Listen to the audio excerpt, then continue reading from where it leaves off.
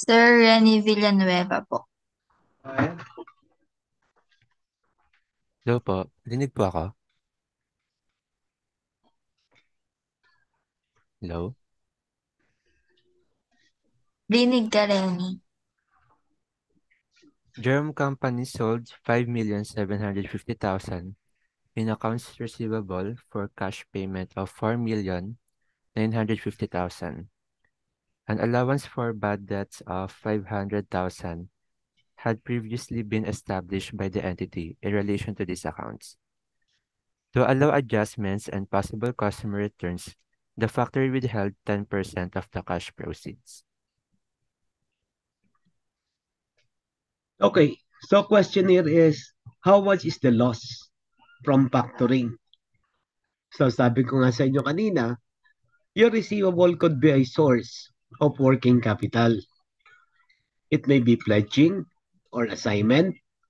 Pagka po pledging or assignment, you are using your receivable as collateral to make a loan. Mangungutang tayo, gagamitin natin collateral, yung ating receivable. Pag nangutang tayo sa bangko, ginamit natin collateral yung bahay at lupa. Atin pa rin yung bahay at lupa. Kaya lang, we recognize liability related to the loan. You don't recognize any gain or loss pagka nangungutang ka. Ano? So you may recognize interest but not gain or loss. So yung assignment is just the same. Medyo formal lang po ito. Kumbaga ito sa bangko natin ginawa, ito sa kaibigan. Pare, pautangan ng 1,000,000. Sa bangko, meron tayong mga written notes para po dun sa ating inutang. Okay? Now, discounting. Tumanggap ako ng post-dated check. Check is for 1 year. Nangailangan ako ng kapital, so I have it discounted to the bank. It could be with recourse or without recourse. Pag with recourse, I retain the risk and rewards of ownership. Pag hindi nagbayad yung maker ng cheque, I am responsible. Kapag ka po ganun, that you have the risk and rewards of ownership, you just consider that as a loan agreement. So same here, no? Continue to recognize the asset and liability related to the loans. No recognition for gain or loss. Kung without recourse, ayan po, you are actually selling the notes. Pag binenta po natin, wala na tayong pakailam. So, de-recognize the asset. Kaya makasigil siya o hindi, wala na po tayong pakailam doon. But we will recognize gain or loss as we are selling the asset. So, itong particular problem natin is about factoring. That is also sale agreement. Pagka po silent yung problem, we assume that factoring is without recourse. Meaning sale agreement, they recognize the asset and recognize gain or loss. Kung with recourse, we retain the risk and rewards of ownership of the receivable. We don't recognize any gain or loss as this is just a loan agreement. So dun po sa problem natin, silent yung problem, ano? So we will assume that the factoring here is without recourse. Yun po yung default pagka po silent yung problem when it comes to factoring. Sa discounting naman, ang default is with recourse. Okay? So yung factoring, yung account receivable natin, ibinebenta natin. So kung binebenta natin, we will recognize the asset and recognize gain or loss on the sale. Okay? So ang tanong, the loss on sale, normally po, pagka binenta natin yung receivable, mas mababa ang ating tatanggapin. So we are selling our receivable for 4,950. Pag binenta, gain or loss is selling price versus carrying amount. Carrying amount of account receivable is the net realizable value, which is the gross receivable minus the allowance.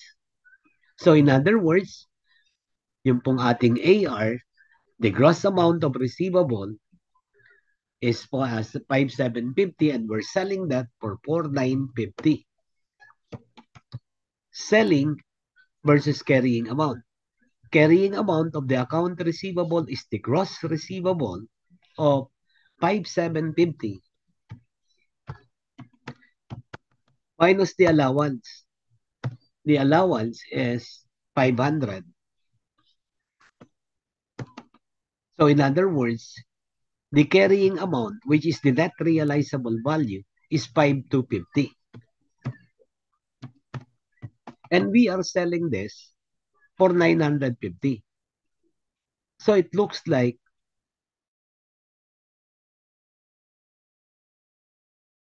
tinang entrada. We debit cash for the selling price of 4,950. Debit loss, there is loss on sale of 300. They recognize the account, the AR, unrelated allowance. AR must be credited for 5,750.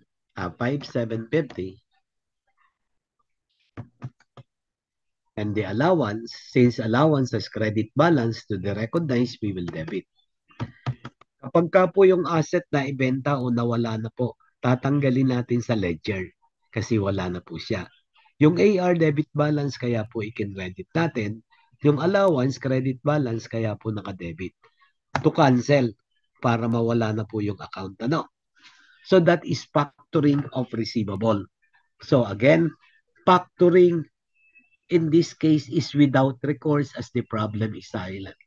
We are selling the asset. Kung ibebenta natin, selling versus carrying amount, that is gain or loss. Normally po, loss pagka po financing. Ano? So, the loss to be recognized is 300,000. Selling price, 4,950. Carrying amount is the net realizable value, the gross receivable minus the allowance, or net realizable value of 5,250. Therefore, you have loss of 300. Okay? Next, please. Antipolo. Sir, si Kyla Abane po. Yes, please. On December 1, 2024, we sent from company assigned specific amounts of reward of 3 million pesos as collateral.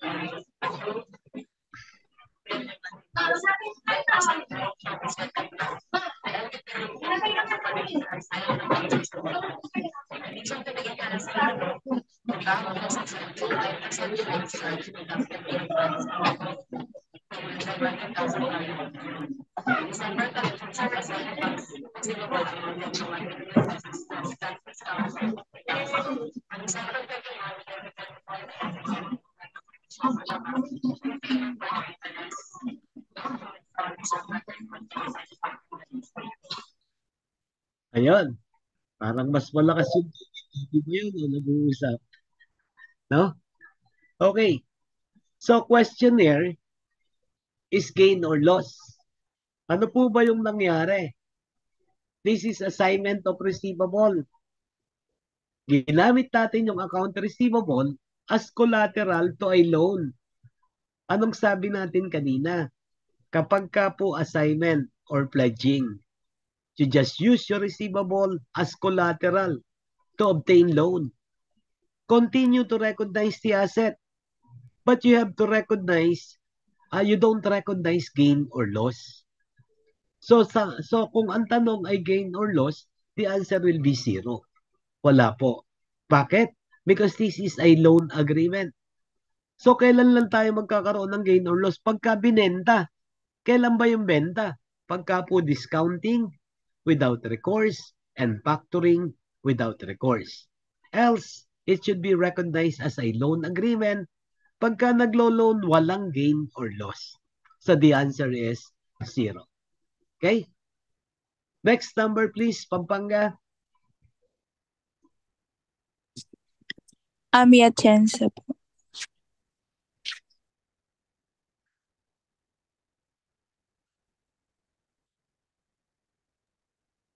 On December 1, 2024, Winlerton Company assigned specific accounts receivable totaling 3 million pesos as collateral on a 2,500,000 12% note from a certain bank. The entity will continue to collect the assigned accounts receivable. In addition to the interest on the note, the bank also charged a 5% finance charge deducted in advance on the 2,500,000 value of the note. The December collection of assigned accounts receivable amounted to 1 million less cash discounts of 50,000. On December 31, 2024, the entity remitted the collections to the bank in payment for the interest accrued on December 31, 2024, and the note payable. Parang ninenervous ka, Iha. Bumati ka nga muna. Sige, shout out ka muna. Ninenervous ka eh. Batiin mo ang boyfriend mo. Okay. This one is another receivable financing. Assignment of receivable. Anong sabi natin sa assignment? Tayo ay nangutang at ginamit nating collateral yung ating receivable. Continue to recognize the asset and liability related to the loans. No recognition for gain or loss. Okay. So, magkanong tatanggapin? Ako ay nangungutang ng 2.5. Kaya lang binawasan niya po ng finance charges in advance. 5%. Parang processing fee, ano? So, in other words, from the loans, I will only receive magkano yung ating tatanggapin. My loans is 2,500,000. Tapos binawasan po ng 5% finance charges. 5% of 2,500,000, 25 by 5, is that 125? 125, no? So, in other words, the proceeds from assignment will be 2,375. Kung gagawin ko ng entrada to, I will debit cash for the proceeds of 2,375. There is finance charges of 125. And credit the notes payable or your loans payable of 2,500,000. Okay? Now, dahil po ginamit natin yung AR, i-reclassify lang natin. Ginamit natin yung AR worth 3 million. So, debit account receivable assigned, 3 million. And credit account receivable, 3 million. Parang walang entrada, no? Debit AR, credit AR. Oo. Sa balance sheet po, meron kayong makikitang account receivable assigned. Kasi po, kung ginamit lang collateral, atin pa rin yon. We still recognize the asset. Okay? So that is the entry to record the acquisition of the loan using your AR as a receivable. So, base dun sa ating agreement, tayo na rin daw ang mangolekta. I-remit na lang natin yung nakolekta. So, during the year, there is collection of 1 million less the discount of 50. So, kung gagawa natin ng entrada yan, debit cash, 950, debit sales discount, 50, credit AR, 1 million. Since this is part of the assigned, yung credit account receivable assigned. So, yun po yun. Yun daw na kolekta natin, i-remit natin. Pambayad daw sa interest at principal on the notes. Okay? So, let's do the remittance. Ang utang ko ay 2,500,000. Nagbayad ako ng 950. Yun ang aking net collection.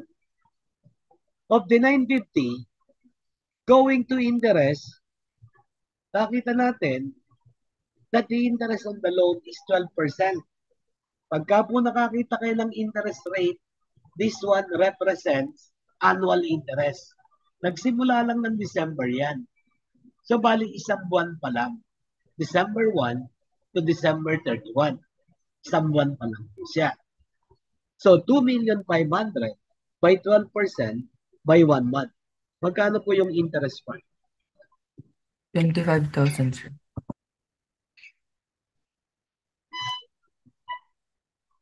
How much? 25,000 po. 25,000. So in other words, of my payment of 950, 25 goes to interest, the rest goes to the principal. 925. So may utang akong 25, nagbayad ako ng 925, ang natira na lang ito. So kung i-record natin yung ating remittance, debit notes payable, amount going to principal is 925. So debit notes payable, 925. Debit interest expense for the interest of 25,000, since that is remittance, to credit cash for 950. The amount remitted to the bank. Okay? So, question is, what is the carrying amount of the note? Ito na po. 2.5 yan, nagbayad ako ng 9.25, ang natira is 1.575. That is the carrying amount of my notes. Okay? What should be disclosed as equity on the assigned account? The amount to be disclosed is the difference between our collateral and our loans. Yung collateral na ginamit ko, 3 million. Kaya lang nakolekta ko na to. So, ang natitira na lang ay 2 million. Can you hear me? Malakas ang ulan eh. Now, yung aking liability is 1.575. The excess of your collateral over the loan represents the equity on assigned account. Yung account receivable assigned, you present that as current asset. Yung notes payable, current liability. So yung difference ng dalawa, you only need to disclose that in your notes to financial statement. Okay? So that's the complete picture of your receivable assignment. Okay? Okay? Next number, Pampanga, continue please. Ako naman po, sir. On August 31, 2022, Dundas Company discounted with recourse a note at the bank at discount rate of 15%. The note was received from the customer on August 1, 2022, is for 90 days, has a face value of 3,700,000 and carries an interest rate of 12%. The customer paid the note to the bank on October 30, 2022, the date of maturity. If the discounting is accounted for as secure borrowing, what is the interest expense to be recognized on August 31, 2022? The question is, from discounting the note, how much interest expense will you recognize? Ganitong nangyari. Tumanggap ako ng post-dated notes sa aking customer. So yung notes pang due ng 90 days, tinanggap ko nung August 1 yon. Now, nung August 31st, wala akong kapital. Kailangan kong i-discount yung notes sa bangko. I have it discounted on August 31st at discount rate of 15%. So magkano tatanggapin ko sa bangko? Remember discount? Diba may formula kayo dyan? How do you get the proceeds from discounting? That would be principal amount. Principal amount of the notes is the face value or face amount of 3,700,000 plus the interest. Yung pong interest na to is interest until maturity. Term is 90 days. The stated rate of interest is 12%. So 3,700,000 by 12% by 90 over 360. So normally 365 days po tayo in a year, ano? Pero most company applies 360 only. So without recognition to the legal holidays. Kaya po nagiging 360 yung divisor. No? Paki-compute nga po. 3,700 by 12% by 90 over 360. 111. Again? 111,000. 111,000. 111. Ganon. Okay. So again, yung pong interest natin, the interest the notes will earn for the term. So principal lang yan, stated rate by the term. 3.7, stated rate is 12%. The term is 90 days, so 90 over 360. In other words, if we wait for 90 days, we will be receiving 3,811,000, which is inclusive of interest. Kaya lang na problema tayo sa capital. On August 31st, we have it discounted to the bank at the rate of 15%. So babawasan ni bangko ng discount. How do you get the discount? That is maturity value by the discount rate by the discount period. Ito po yung maturity value. That is principal plus interest. 3,811. Discount rate, that is the charges by the bank. It was discounted at the rate of 15%. Discount period, yung pong natitirang araw before maturity. The term of the note is 90 days. Simula August 1st. Dinala ko sa bangko ng August 31. So in other words, hawak ko siya ng 30 days. Kung 90 days ang term yan, hawak natin ng 30 days. Ibig sabihin, ang natitira na lang is 60 days before maturity. That is your discount period. So again, maturity value by the discount rate by the discount period. Can you please get me the discount?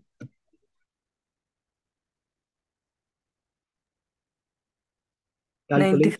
95,275 po. Come again, please. Pakilakas lang. Ulan dito eh. 95,275. 95,274 baka mo eh. 275 po. 275. Okay. So 95,275 is the discount. Ayan. So in other words, ito po yung ating tatanggapin sa bangko from discounting the check that we receive from the client.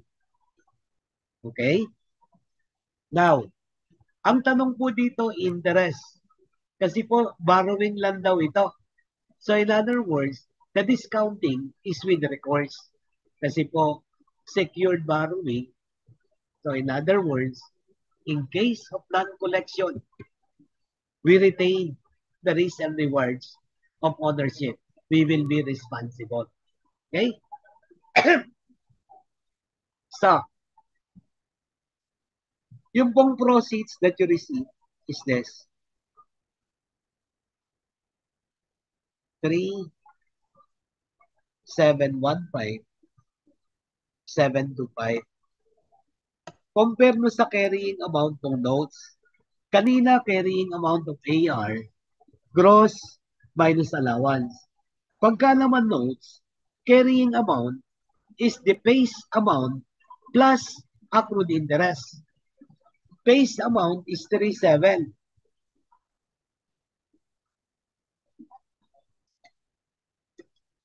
Now, ano yung accrued interest? Yung kinita na. From August 1 to 31st, hawak ko yan. Kinita ko na yung interest yan. So in other words, 1/3 of this has been earned. Or 3.7 by 12% by 30 over 360. Magkano po yun? 37,000 po. 37. 37. Sakto? 37,000. So in other words, yung pong carrying amount of my notes must be 3,737,000. Okay? I received 3,715,000. So mas maliit po yung aking tinanggap. Oo.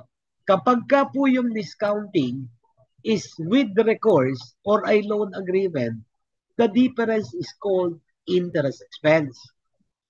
Kung ito naman ay without recourse, the same computation. The proceeds represents the selling price versus carrying amount. Ang tawag naman natin doon loss. Okay? But kung ito po ay loan agreement, pag loan agreement, walang gain or loss. But you may recognize interest expense. And this is the interest expense. 21,275. That is discounting. No? So again, ano po yung discounting? Tumanggap ka ng cheque post-dated. Okay? Tapos, it could be with recourse or without recourse. Pag with recourse, pag hindi nagbayad yung maker ng cheque, tayo ang magbabayad. That is a loan agreement. Pag without recourse, we are selling. Okay? So, kapag ka with recourse, yung difference between the proceeds that we receive and the carrying amount of the notes represents interest as you cannot recognize gain or loss on a loan. Pagka naman without recourse, you consider them a sale. Pagka sale, selling price versus carrying amount. The proceeds you get represents the selling price. Okay? Pareho lang ng computation, pero you call that loss. Okay? So, ganun lang po yung ating discounting. Ano? Next number. Kabanatuan, please.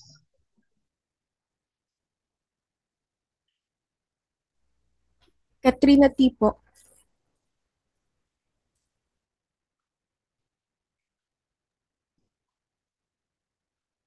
Yes. Malakas din ba ulan dyan? Baka walang signal yung tinawag mo.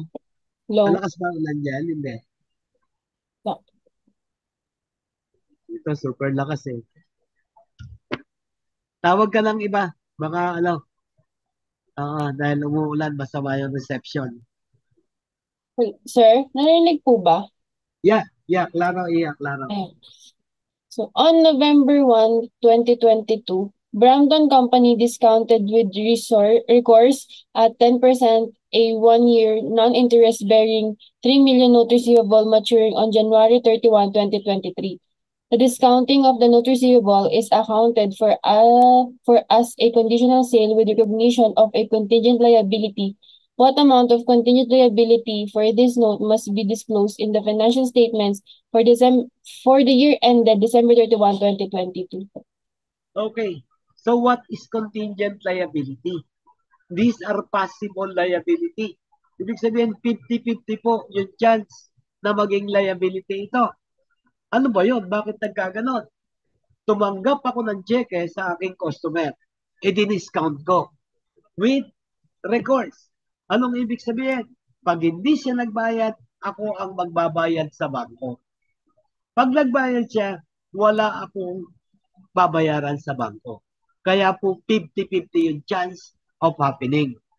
Now, kamukha po ng sample natin dito kanina. Kung hindi nagbayad si maker, I will be paying the bank. Pagkanong babayad ko sa kanya? Siyempre po yung maturity value. Minsan meron pang protest fee. Okay? So it will be the maturity value plus any protest fee. That is the contingent liability. So in our case here, bali ganito po. Principal plus the interest. So bali ito. Principal amount of the notes is 3 million.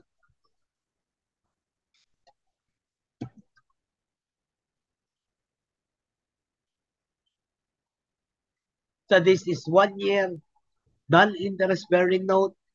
So wala pong interest. In other words, maturity is also 3 million. Now, yun po yung contingent liability. Pag hindi nagbayad yung maker, ako ang magbabayad. Pag nagbayad siya, wala akong babayaran. Kaya po sinabing possible obligation. 50-50 yung chance na pwedeng mangyari. Okay? So the contingent liability represents the maturity value. Okay? Now, another one, discounting. Sige nga, kayo nga po. Number 14. Pakitry niyo muna.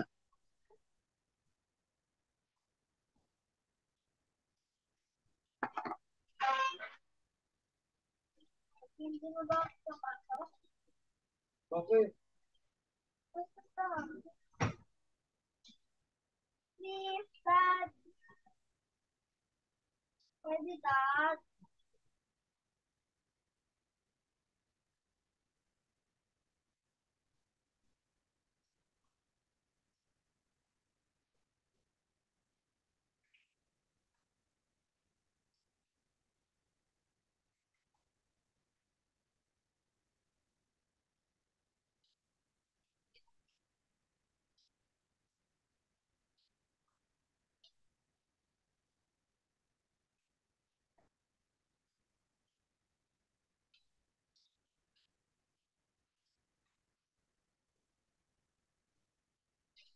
Anak, paligo naman.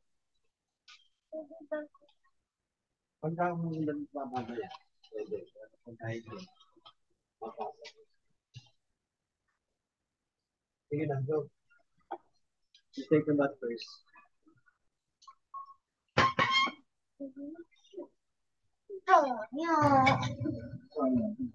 Saya.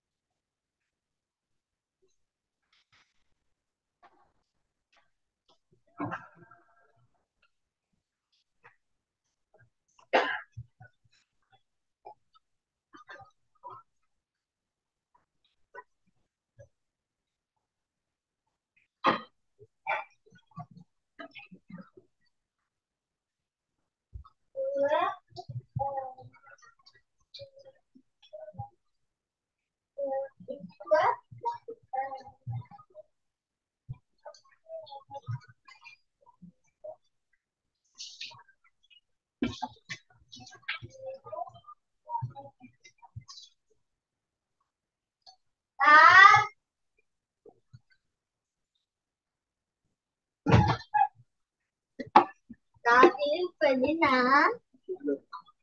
Pwede na.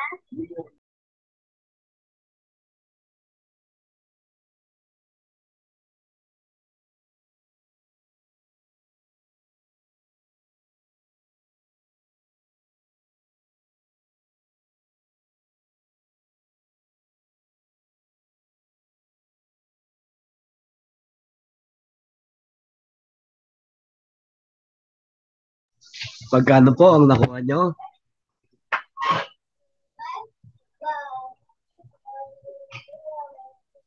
Anyone? Mabasa nga, Antipolo. Sir, si Jason Ranin po. Jason, please, from Antipolo.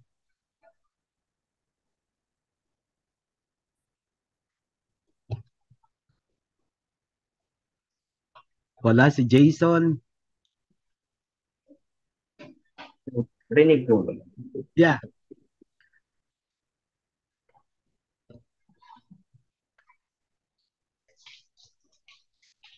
Go ahead, Jason. I can hear you. King's Company accepted from a customer 2 million fees amount 6 months, 10% note dated January 15, 2024. On the same date, the entity discounted the note without recourse at a 12% discount rate. Okay, so question is asking for the cash received from discounting as well as the loss to be recognized. Bakit po loss? Kasi without recourse. Pagka discounting with recourse, without recourse, we are actually selling. We are selling the notes. Okay, so let's compute for the proceeds. Principal is 2 million.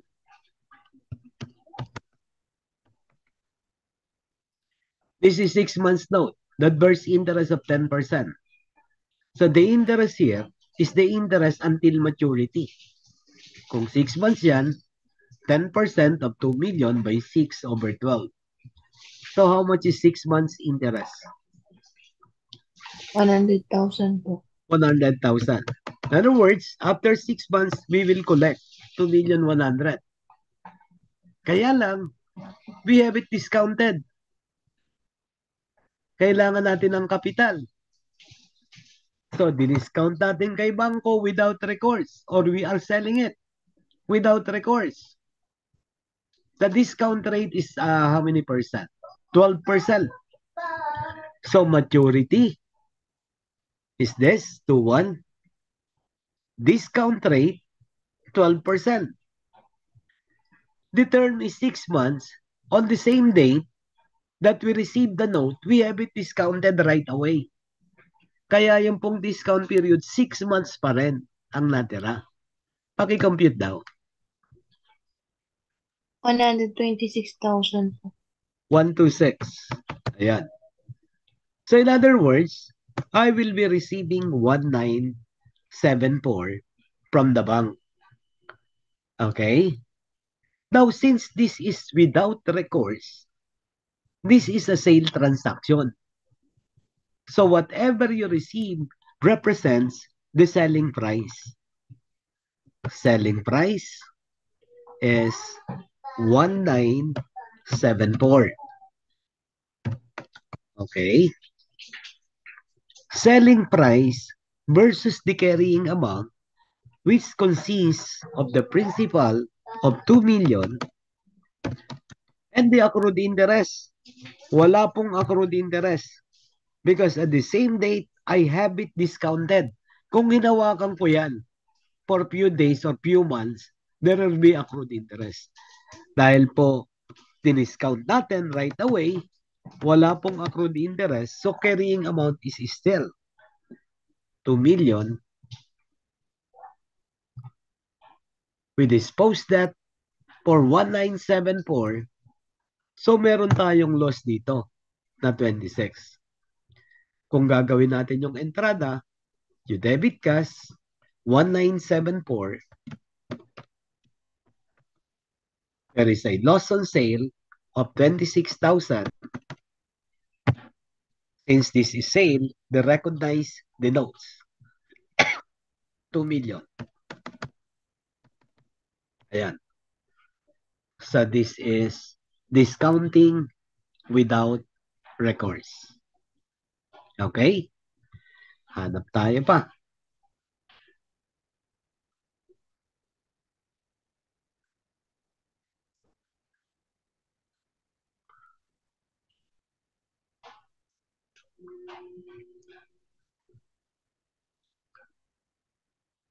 Okay.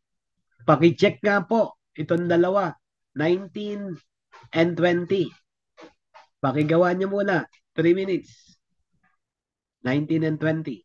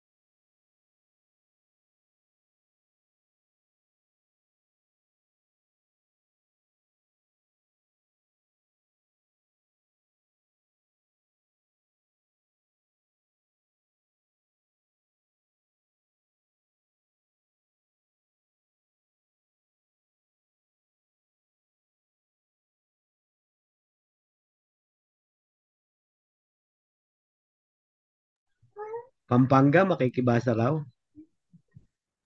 Monica Mangobon po. Yes. Kayla Word assigned 2,500,000 of account receivable as collateral for a 1,700,000 loans with the bank. The bank assigns it a 4% finance fee and charged 6% interest on the note at maturity. What will be the journal entry to record the transaction? Sa palagay mo, anong journal entry ang tama dyan? Pero B po. B. Okay, check natin ha. Okay, sa ganito. Nangutang tayo ng 2.5. Hindi. Nangutang tayo ng 1.7, ginamit natin collateral yung receivable worth 2.5. Kaya lang binawasan ng finance fee na 4%. So, bali ganito, ano? Nangutang tayo ng 1.7,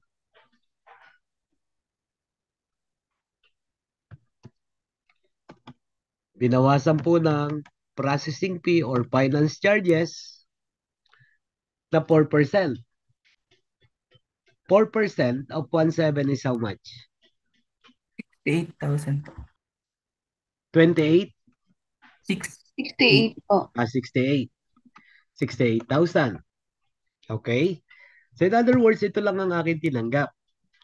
Kung gagawin natin yung entrada, debit cash, 1.7. Debit finance charges, 68. Credit notes payable, 1.7. Tapos, i-reclassify natin yung AR. Ginamit natin yung AR worth 2.5. 2,500,000 notes receivable assigned, account receivable assigned, and credit account receivable, 2,500,000. So, alin ang tumamang entrada? Sir, mali po yung sa cash. Mali yung sa cash. Oo nga, no? Debit cash, tama 1632. Sir, minus Ayan. So, 1632. 1632. So, alin po yung tamang sagot sa nakita nyo? A po. Letter A is the correct answer. Ito po yung entrada. No? Okay. Now, another one, 20. Kabanatuan. Henry Palto po. Yes, please. Kyla sold accounts receivable without recourse of 4,275,000. The entity received 4 million cash immediately from the factor. The remaining 275,000 will be received once the factor verifies that one of the account receivable is disputed. The accounts receivable had a face amount of 5,200,000. The entity had previously established an allowance for bad debts of 230,000 in connection with such accounts. What amount of loss on factoring should be recognized? Okay. So, ano yung factoring? That is selling our receivable. Ito po nga yung natin. Without recourse. That means selling.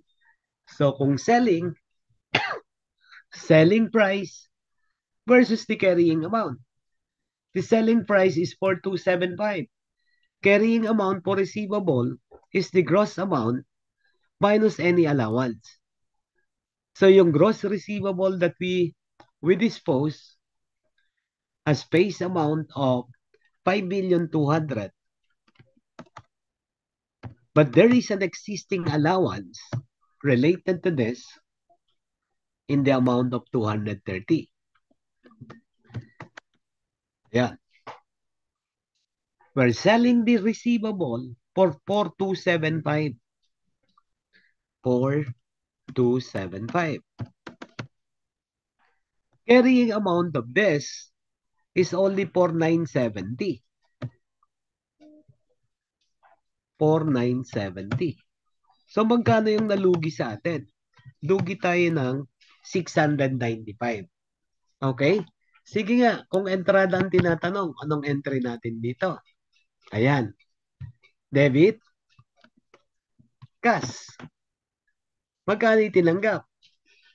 We only received 4 million was received. The rest was withheld by factor. Baka daw kasi merong isa uli para meron siyang pagkukunan. So, 4 million. Yung withheld, that is receivable from factor.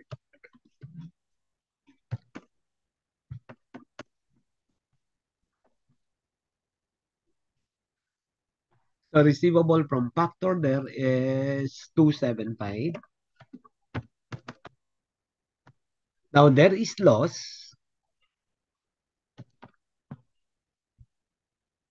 of 695. Dahil binenta natin, we recognize the receivable and related allowance. Allowance for doubtful account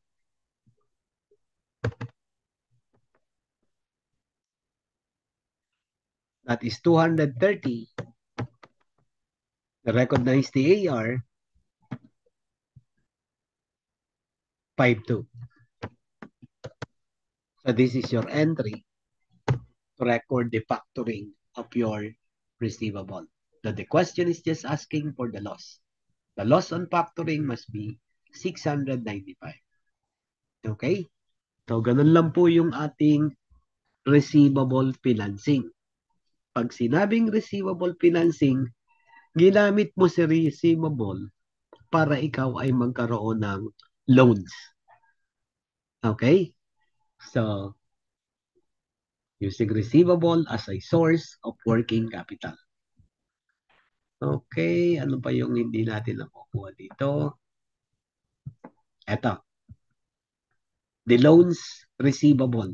Pabasa naman ako, Pampanga. Michael Arangelo Manuyag po. Yes, please. Immediate Bank granted a loan to a borrower on January 1, 2020. The interest is 10% payable annually starting December 31, 2023.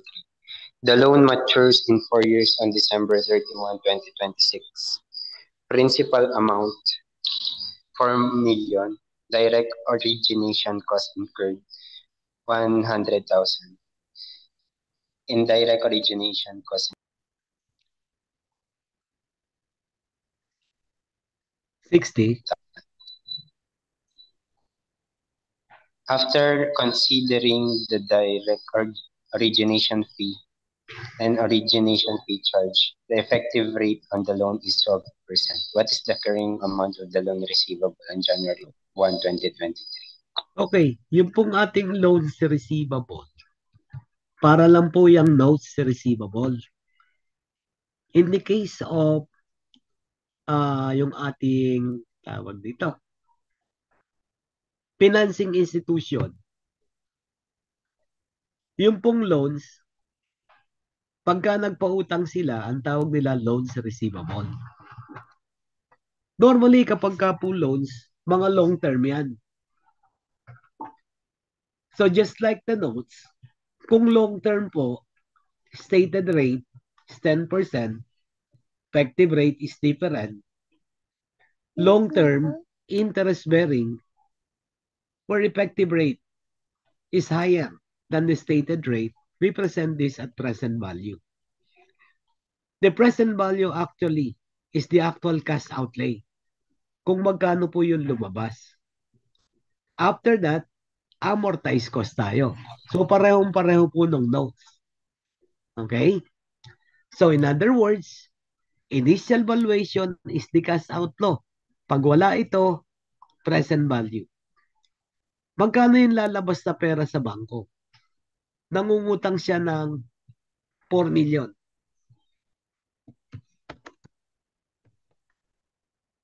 Meron pong direct origination cost. Ano ba to? Simplify natin. Processing fee. Pag nangungutang yung ating client, hindi basta-basta pinapautang. May mga background checking and other legal fees. Di ba? Yun po yung processing fee. So, gumastos pa tayo ng 100. Yung indirect origination cost, you will charge that to expenses incurred. You don't include that to the carrying amount of the loans. Okay? Origination fee charge. Siyempre po, i-charge natin yung borrower ng origination fee. We charge the borrower 342,000. Okay? So in that case, yung pong lumabas na sa akin pera, yung pong kanyang inuutang, gumastos ako ng processing fee na 100, pero tumanggap naman ako ng processing fee na 342. So yung neto na lumabas sa akin is only 378. That is the initial carrying amount. Yung lumabas na pera. Kung wala ito, you use present value. That means present value of principal and interest collection. Principal is this. Interest is 10% annually, so 400. Ito present value. Ito annuity. So yung initial carrying amount niya will also be the same as 3758. Okay? So ito po will also be 3758. Okay? Just like the notes. Dahil ano to? Long-term interest bearing stated rate is lower than the effective rate. So after that amortized cost, the difference between stated rate and effective rate is your amortization. Diba? So how do you get the interest income? Pagka present valuation, interest income is simply carrying amount of the loans by the effective rate. The carrying amount of the loans is the initial carrying amount or initial cash outflow. Effective rate is 12%. So 3758 by 12% is how much? Magkano po yung 12% ito? 450,960. 450,960. So 450,960 is the interest that will be recognized by the lender. Kung ikaw naman yung nanghiram, yung cash inflow naman, nanghiram ako ng 4 million, nangutang ako ng 4 million. Yung origination fee, hindi naman sa akin to. Kay bangko yan. Pero chinarge siya ako ng processing fee na 342. So this is by initial carrying amount. So outflow from the point of view of the lender, inflow from the point of view of the borrower. Okay? So that is the initial carrying amount. And subsequent carrying amount will be the amortized cost. Okay? Next, please. Po yung amortized cost natin. Ano? Pinakita ko lang. Sige.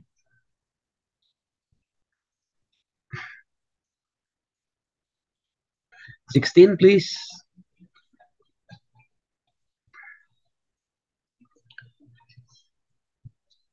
Pampanga. Janice Reyes po. On December 31, 2022, Sunshine Bank has a 5-year loan receivable with a face value of 5 million dated January 1, 2021. That is due on December 31, 2025. Interest on the loan is payable at 9% every December 31. The borrower paid the interest that was due on December 31, 2023, but informed the bank that interest occurred in 2024 will be paid at maturity date. There's a high probability that the remaining interest payments will not be paid because of financial difficulty. The prevailing market rate of interest on December 31, 2024 is 10%. The PV of 1 for 3 periods is 0.772 at 9% and 0.751 at 10%. What is the loan impairment loss to be recognized on December 31, 2024? Sandali lang ha. Parang mali. Ayusin ko lang ito. 22 as a loan with face value dated January 1, 2022. Pakiayos lang yung materials. No? Due date is 5 years. January 2022, 5 years. So that would be 2027. Ayan. The borrower paid the interest due on December 31st, 2023. Ano to? 2022. But inform the bank that the accrued interest in 2023 will be paid at maturity. There is high probability that remaining interest payment, so bali nakalampas ang 22 and 23, dalawang taon. So base sa assessment natin, ganito po mayayari. Impairment loss by 2023. Ayan. Okay. So, ganitong nangyari. Nagpautang tayo noong January of 2022. 5 million. So yung 5 million babayaran niya after 5 years. Pero may interest, yung interest babayaran niya every December 31st. Nakabayad daw ng interest noong December 31st, 2022. Kaya lang noong 23, nag-pandemic, hindi na nakabayad. Sarado yung business nila. So, inassess natin for impairment. There is high probability that remaining interest will not be paid because of financial difficulty. Okay? Prevailing market rate of interest is 10%. For 3 periods is 0.7729 period, 0.751. So, on December 31st, 2023, that's when the impairment happens. Okay? Kung 5 taon, nakaraan yung 21, 22, and 23. So, ang natira, 3 taon na lang. Ayan, okay na yan. So, we want the impairment loss. So, kung natatandaan niyo po yung impairment loss, the impairment is the excess of carrying amount over recoverable. Recoverable represents fair value less cost to sell or value in use, whichever is higher. Okay? So, galing ganito po. The excess of carrying amount of receivable over recoverable is the impairment loss. The carrying amount for the notes must be principal and accrued interest. Yung recoverable naman, fair value less cost to sell or value in use. Normally, wala po ito. You only use value in use. What is value in use? That is the present value of our future collection related to principal and interest. Okay? So, carrying amount, principal, this is the principal loans, 5 million. Plus, accrued interest, hindi nakabayad ng interest ng 2023. 22 ba yan? Ito hindi. Okay? So, the accrued interest is, magkano yan? 5 million by 9%.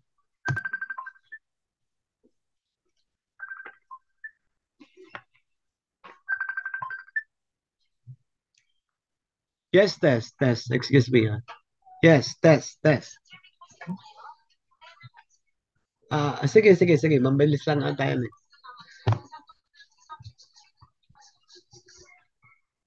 Wala ako. Ibig sabihin. Ganun ba?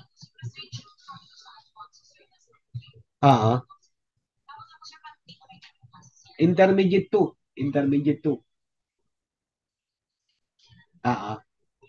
Actually, yung Alfonso ata wala talaga sa system yun. Non-SAS pa yun.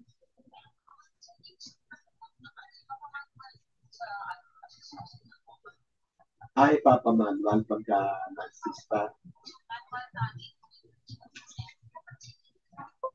Ganun ba?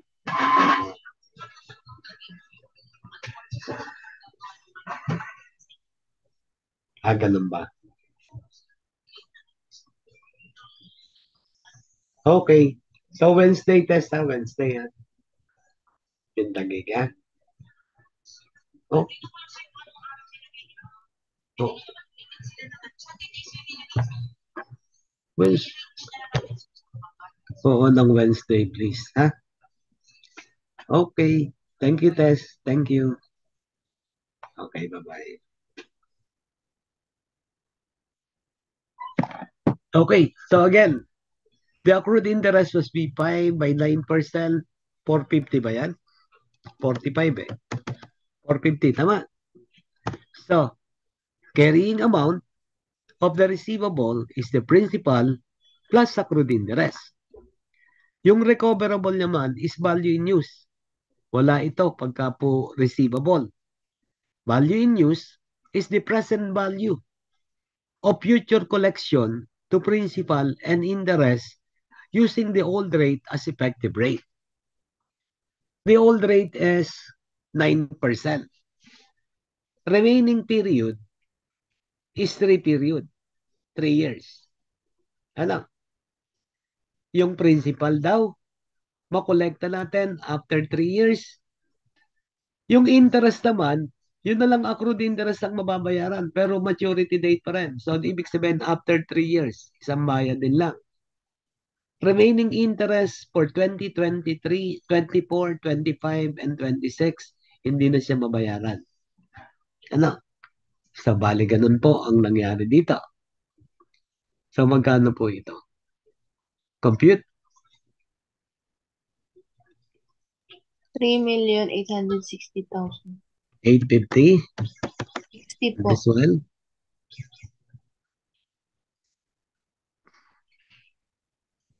Sir, 60 po yun. 3,860,000. 860. Opo. Okay. And the present value of the interest?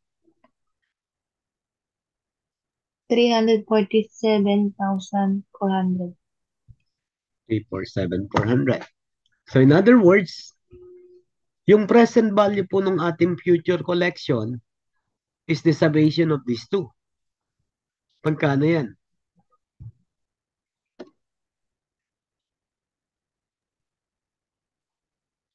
$4,207 ba? Yes, sir. Opo. 400. Ganun. Yan. The difference between the carrying amount and the present value of our collection represents the impairment. So the loan is impaired by 1,242. Ito yung ating pautang. Ito na lang ang makukolekta natin. So yung difference is loss or impairment loss. 1,242,600 is the difference. Okay? Meron pa ba loans? Loans.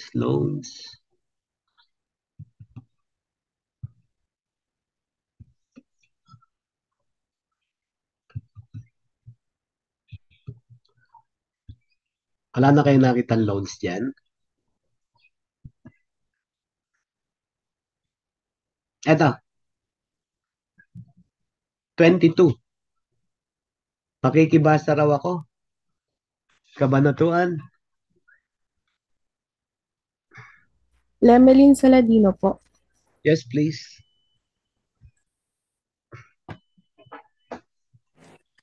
Got7 Bank granted a 10-year loan to More Company in the amount of 1,500,000 with a stated interest rate of 6%.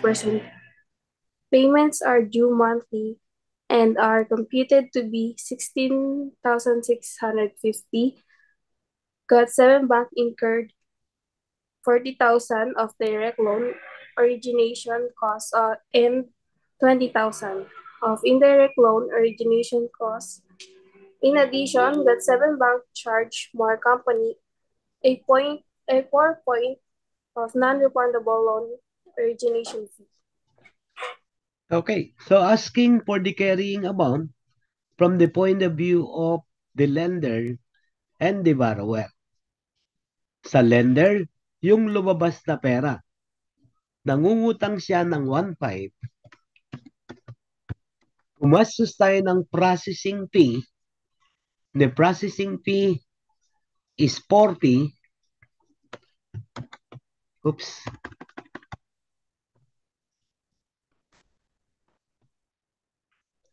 Yung indirect, charge that to expense. We charge the borrower 4 point, ibig sabihin nun 4%.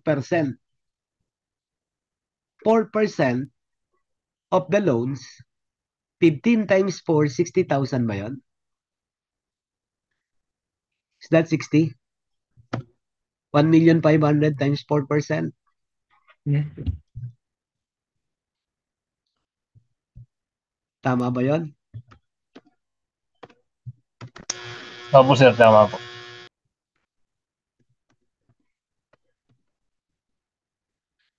$60.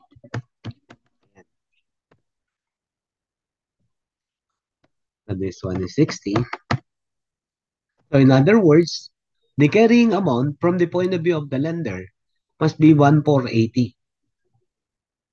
Ta. Kay borrower naman, yung pumasok na pera, nangutang siya ng 1.5. Tapos kinarge siya ng processing fee na 60. So the carrying amount from the point of view of the borrower must be 1,440. Ito pa. Okay? So that is loans receivable. Okay? So all taken. Screenshot tayo, everybody.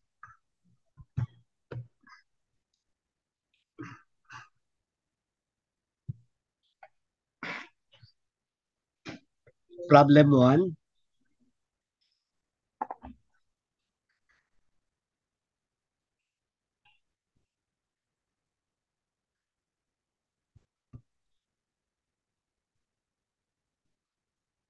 Problem 2.